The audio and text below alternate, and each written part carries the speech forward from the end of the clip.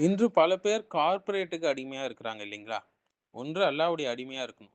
அப்படி மனிதன் அல்லாஹ்வுடைய அடிமையா இல்ல அப்படின்னா, அவன் வந்து உலகத்தில் உள்ள மற்ற எல்லா விஷயங்களுக்கும் அடிமையாக மாறிவிடுவான். எது சிறந்தது? அல்லாஹ்வுக்கு அடிமையா இருக்கிறது தான் சிறந்தது. ஸோ நவீன கார்ப்பரேட் அடிமைத்தனம் என்பது எப்படின்னு பார்த்தீங்கன்னா, இன்று மனுஷன் வந்து நான் வந்து ஃப்ரீடமா இருக்கிறேன், சுதந்திரமா இருக்கிறேன்னு சொல்லி நெனைக்கிறான். ஆனா உண்மையிலே அவன் ஃப்ரீடமா இல்லங்க. ஒரு புதிய வகை அடிமையாக அவன் இருக்கிறான். பழைய காலத்துல அடிமைக்கு வந்து சங்கிலி போட்டிருப்பாங்க. கழுத்துல, கையிலலாம் சங்கிலி போட்டிருப்பாங்க. இன்னைக்கு மனுஷனுக்கு சங்கிலி எது? அவனுடைய சேலரி, அவனுடைய இஎம்ஐ, அவனுடைய லைஃப் ஸ்டைல் இதுதான் அவனுடைய சங்கிலியா இருக்கு. கார்ப்பரேட் அடிமைத்தனம் என்றால் என்னன்னு சொல்லி பார்த்தீங்கன்னா, மனிதன் வந்து தன்னுடைய நேரம் ஆகட்டும், தன்னுடைய சிந்தனை ஆகட்டும், தன்னுடைய வாழ்க்கையோட நோக்கம் ஆகட்டும், அனைத்தையும் ஒரு நிறுவனத்திற்காக அர்ப்பணிக்க தொடங்கிட்டான். மனிதன் எப்படி மாறுறான் அப்படின்னு பார்த்தீங்கன்னா, என்ன நமக்கு வேணும் அப்படின்னு அவன் சிந்திக்கிறதில்ல. கம்பெனி என்ன சொல்லுது? அதுதான் நெஜம். நீங்க வேலை செய்றீங்க என்று நினைக்கிறீங்க. ஆனா, அந்த சிஸ்டம் உங்களை பயன்படுத்திக் கொள்கிறது. சிலர் அடிமையாக வச்சுக்கொள்றாங்க. கன்சியூமரிசம் என்ன செய்கிறது என்று பார்த்தீங்கன்னா, உங்கள வாங்க வைக்குது. தேவையில்லனாலும் வாங்க வைக்குது பொருட்கள. உன்ன வந்து வேலை செய்ய வைக்குது. உன்ன கடனாளியாக ஆக்குது. கார்ப்பரேட் எப்படி மனிதனை அடிமையாக்குதுன்னா, முதலாவது விஷயம் சம்பளம்.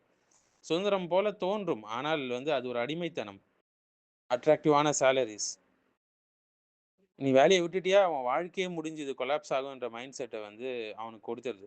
அடுத்து life style strap, phone, car, branding, EMI எல்லாம் தேவை என்று உனக்கு காட்டுது. இந்த கன்சியூமரிசம் கல்ச்சர். ஆப்பிள் ஃபோன் வச்சிருக்கணும், நைக்கு இதுதான் போடணும், இன்னர் வேர்ஸ் தான் போடணும்.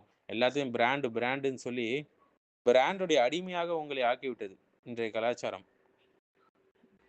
அது ப்ராடக்ட்ட மட்டும் உங்ககிட்ட விக்காது. அதனுடைய ஐடென்டிட்டியயும் உங்கள விக்குது. மைண்ட கண்ட்ரோல் பண்ற மாரி மார்க்கெட்டிங்கு, ஆட்ஸு, விளம்பரங்கள் என்ன செய்கிறது நம்ம பார்க்குறோம் இல்லைங்களா? "நீ இத வாங்குனா தான் நீ கம்ப்ளீட். இல்லன்னா உன்கிட்ட குறை இருக்கு." அப்படின்ற மாரி காட்டும். உடனே இவரு வாங்கிடுவாரு ஆன்லைன்ல ஆர்டர் போட்டு.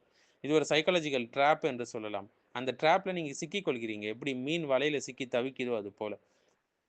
ஒரு பக்கம் நேரம், நேரத்தை வைத்து உங்கள அடிமைப்படுத்துறான். 9 to 5, 9 to 9 அப்படின்னு சொல்லி தன்னுடைய முழு நேரம் வந்து வாழ்க்கையே வந்து 12 மணி நேரம்னு சொல்லிட்டு வேலைக்கே குடுக்குறான். குடும்பத்த மறந்துறான், தீன மறந்துறான், ஆரோக்கியத்த மறந்துறான். இறுதியில ஹாஸ்பிட்டல்ல போய் நிக்கிறான். பல லட்சம் கொடுத்து தன் உயிரை காப்பாற்றிக் கொள்ள. கார்ப்பரேட் ப்ராடக்ட்ட பிளைண்டாக நம்புவது தவறுங்க. பிராண்ட் சொன்னா சரியா இருக்கும். இந்த பிராண்ட் வாங்குனா சரியா இருக்கும். டாக்டர் சொன்னா சரியா இருக்கும் முழுசா. கம்பெனி சொன்னா சரியா இருக்கும். சிந்திக்கிறதே கிடையாது. மூளைய அடகு வச்சுறது. ஃபார் எக்ஸாம்பிள் ஃபுட் இண்டஸ்ட்ரி பாருங்க. பேக்கேஜ்டு ஃபுட் தான் ஹெல்த்தி என்று கார்ப்பரேட் சொல்லும். ஆனா உண்மையாலுமே அதுதான் கேடு கெட்ட கெமிக்கல். ஃபார்மா இண்டஸ்ட்ரி என்ன சொல்லும்? தேவையில்லாத மெடிசின்லாம் வாங்குன்னு சொல்லும். தேவையில்லாத புதிய புதிய நோய்களுக்கு பெயர் வச்சு பிராண்டிங் பண்ணும். சில படங்கள்லாம் வந்து ஃபார்மா இண்டஸ்ட்ரி ஸ்பான்சர் பண்ணி எடுக்கப்பட்ட படங்கள் தான். பைபோலார் டிஸார்டர் அப்படின்லாம் நீங்க பார்த்துருப்பீங்க.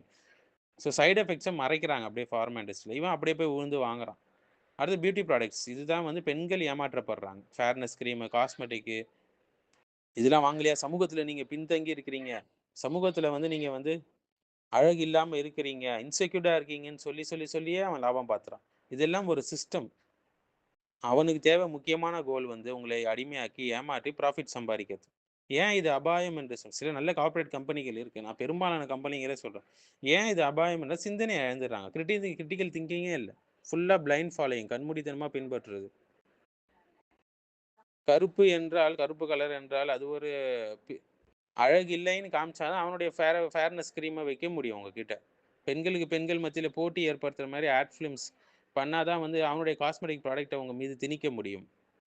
கருப்பும் அழகு, வெள்ளையும் அழகு இதெல்லாம் அல்லாஹ் படைத்த நிறங்கள். அடுத்தது டெப்ட் ட்ராப் கடனாளியா ஆக்குறது உங்கள. இஎம்ஐன்னு உழ வச்சு எத்தனை முஸ்லீம் குடும்பங்கள் நம்ம இன்னைக்கு பார்க்கிறோம். வாழ்க்கை முழுக்க அடிமையாக இருக்கிறாங்க இந்த இஎம்ஐக்கு. அத கட்டுனோனே தங்களுடைய வாழ்க்கை போகுது. கணவன்மார்கள வெளிநாட்டுக்கு அனுப்புறாங்க. இதுலயே அவங்களுடைய வாழ்க்கை முடிஞ்சு போயிடுது. ஒரு நிம்மதியான, சந்தோஷமான வாழ்க்கை அவங்க வாழ்றது இல்ல. எல்லா மக்களும் இன்னைக்கு இஎம்ஐல உழுந்து கிடக்குறாங்க. ஒரு பக்கம் வந்து தொழுகை கிடையாது. அல்லாஹ்வுடைய திக்ர் கிடையாது. தன்னோட ஐடென்டிட்டியே அவன் இழந்துட்டான். எம்ப்ளாயி ஐடி தான் அவனுடைய ஐடென்டிட்டி. ஒரே அல்லாஹ்வுக்கு அடிமையாக இருக்கணும் சகோதரர்களே. அல்லாஹ்வை தவிர வேறு யாருக்கும் அடிமையாகாதீர்கள். வேலை செய்யலாம் தப்பில்ல. சம்பாரிக்கலாம் நல்லா தப்பில்ல. ஆனா, தன்னுடைய உள்ளம் வந்து கம்பெனிக்கு அடிமையாயிடக்கூடாது. தங்களுடைய வாழ்க்கையோட கோலே வந்து மணியாக ஆகிவிடக்கூடாது. விழிப்புணர்வு தேவை. எல்லா ப்ராடக்ட்டையும் பிளைண்டா நம்பக்கூடாது. ஹலாலான இன்கம் தேவை. சிம்பிளான லைஃப் தேவை. ஒரு உலக பற்றின்மையான வாழ்க்கை ரொம்பவே இந்த காலத்துல தேவை. இன்னைக்கு இருக்கக்கூடிய மெட்டீரியலிசம், கன்சியூமரிசம் கல்ச்சர்ல இதெல்லாம் ரொம்ப தேவை. குறைவான தேவைகள், அதிகமான சுதந்திரம். இதுதான் உண்மை. தீன் தான் நம்மளுக்கு முதல்ல இருக்கணும். குரான், திக்ர் இதுதான் பேலன்ஸ். எனக்கு உண்மையாலுமே இந்த ப்ராடக்ட் தேவையா என்பதை நம்ம நினைக்கணும். இந்த உலகம் வந்து உன்னை எம்ப்ளாயி ஆக்க விரும்புது. ஆனா இஸ்லாம் உன்னை அல்லாஹ்வின் அடிமையாக ஆக்குகிறது.